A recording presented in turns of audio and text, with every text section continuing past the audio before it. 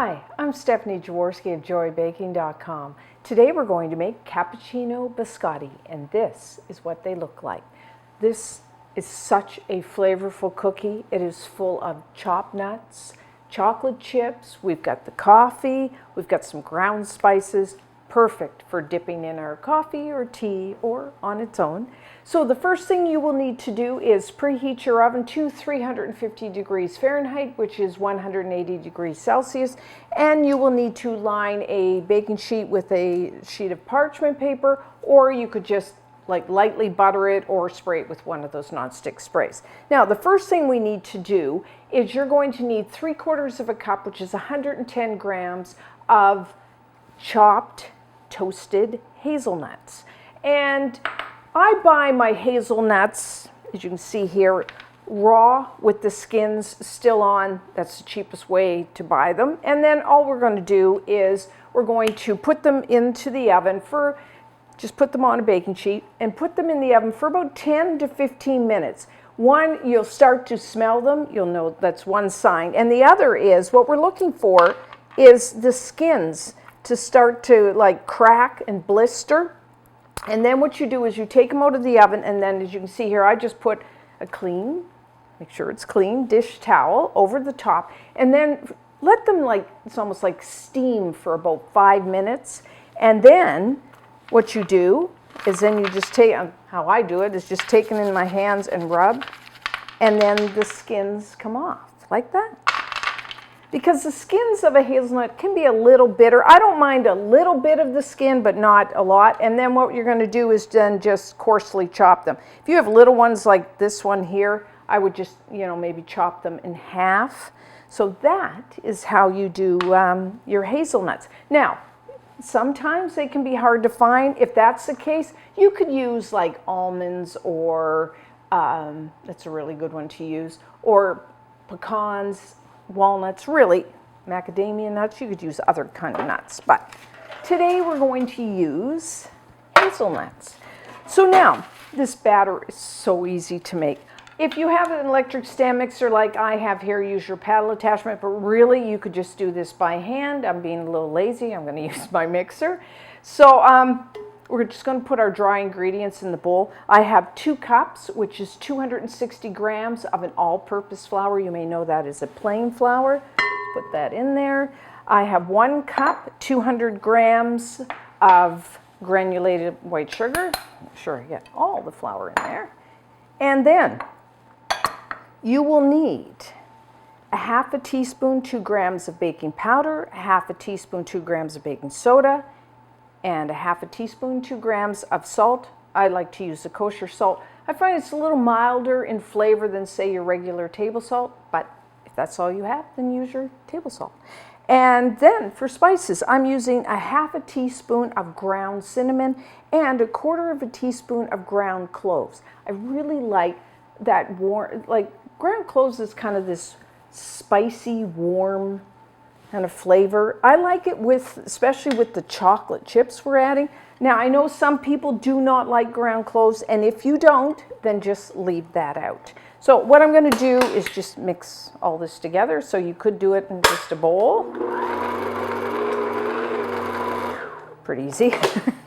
I am being lazy today. And so now you will need a 1/2 cup, which is 85 grams of chocolate chips. Now you could use the semi-sweet, which I'm using. You could use a bittersweet. You could really use a milk chocolate, white chocolate, whatever you like. And then, like I said, I have my 3/4 of a cup, 110 grams of my coarsely chopped toasted hazelnuts, personal favorite. And I'm just going to mix that. And that is our dry ingredients. Now for our, let's move this out of the way. For our wet ingredients, I have, obviously they're called cappuccino. We need some either espresso, or I'm just using, because that's what I have left over from this morning, I'm just my regular, like a dark roast coffee, freshly brewed. So you will need a 1/4 cup, 60 milliliters of coffee. I mean, you could use your instant espresso powder or instant coffee. And then you will also need 1 tablespoon, I'm just going to put that in there, of milk. So we have like cappuccino. And then 1 teaspoon, 4 grams of pure vanilla extract. And you will need 1 large egg. And I'm just going to put that in there.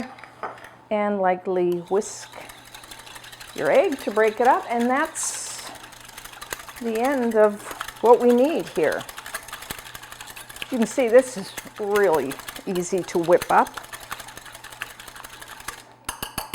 Okay, so I'm just going to pour in wet there and along with my egg. So as you can see, you could easily do this just in a bowl. If you don't want to pull out your mixer, you don't have one, you don't really need it here. And then I'm just going to beat this until everything comes together.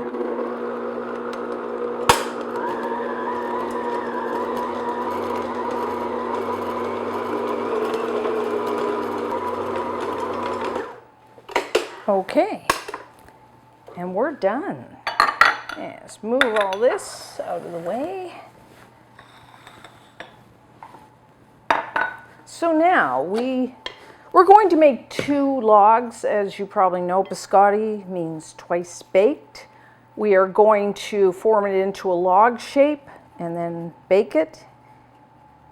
And then we slice our logs into individual cookies and then we bake it again to dry them out. So the first baking sets are the dough, and then the second baking, when we divide into the cookies, is what dries the biscotti out so it's nice and like crisp and crunchy. So I'm just going to lightly flour my surface.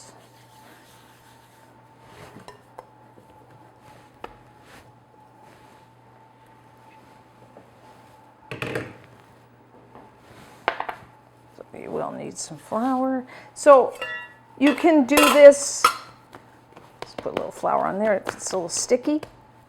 We want to divide it in half. Now if you have a scale, you can get really, have this exactly. So, 7, 50.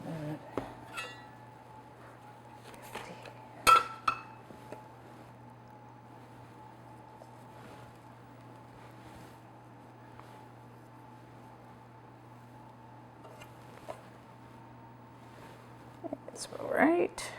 But like I said, you could eyeball this. So now what we're going to do is roll into a log. I like to do mine about 9 inches long. So it's 23 centimeters.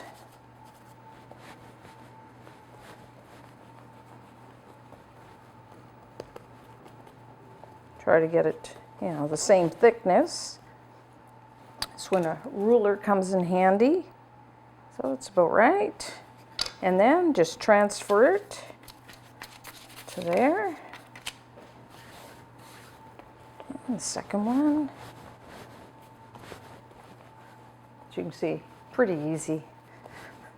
And these store so well for weeks. That's what I like.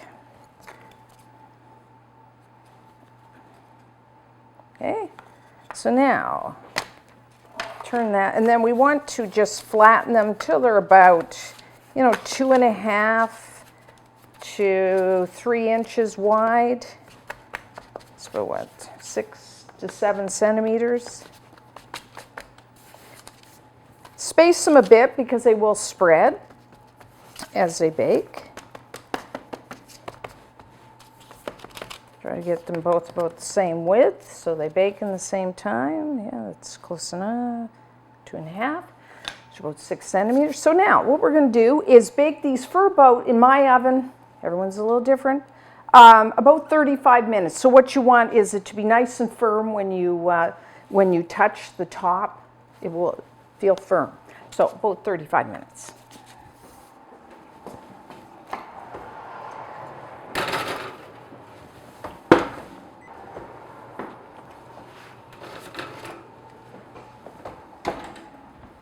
Okay, Okay, so our logs are baked. So put your pan on a wire rack like I've done. And as you can see, when I touch it, it's quite firm.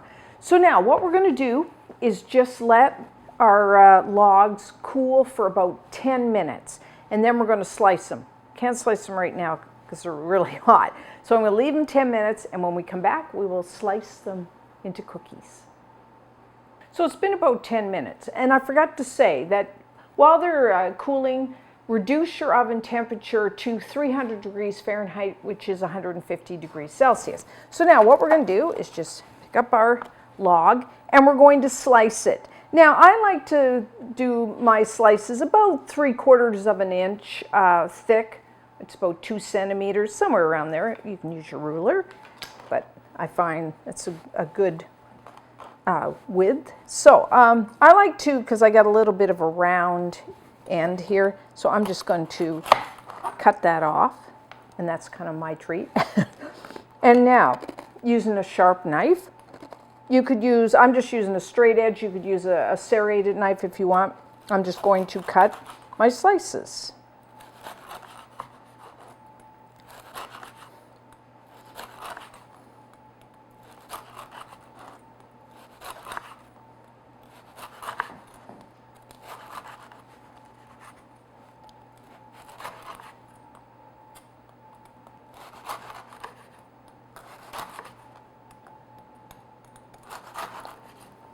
And got one more little piece for me. So now what we're going to do is just put them like this on our baking sheet, and we're going to put them back in the oven, because this is what you would call, we're going to dry them out, and that's what gives them, these cookies, that really crisp and crunchy texture. Now you can, the amount of the second baking will determine how crisp and how crunchy and dry they are. So I find what I'm going to do is somewhere between 5 and 8 minutes per side. So I like mine, you know, I don't like them too, like, you can get them where they're just so hard, you have to dip them in coffee. I don't want to do it quite that much.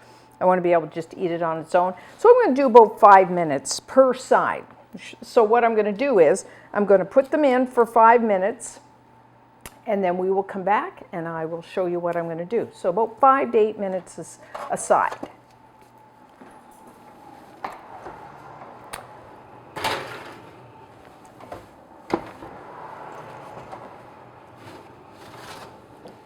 Okay.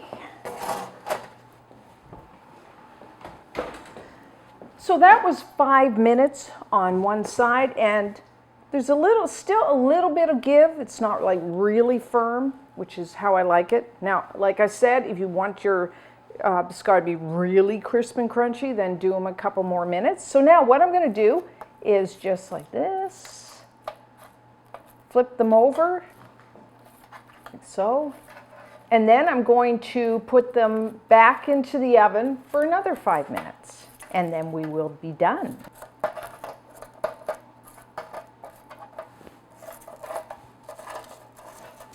Okay, so 5 more minutes. Oh. I have a glove on.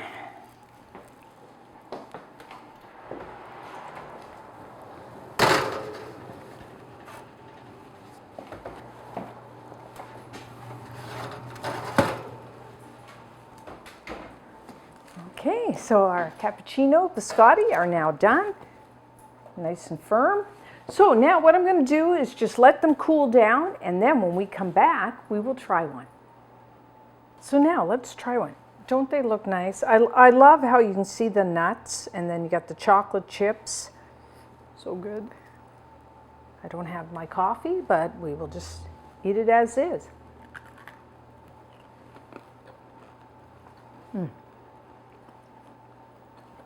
Nice and crisp and crunchy. The hazelnuts, the chocolate, and I really like the addition of the little bit of ground cinnamon and the ground cloves. You know, very nice on its own, and of course, if you like to dip in your tea or coffee. So try these. And until next time, I'm Stephanie Jaworski of joybaking.com.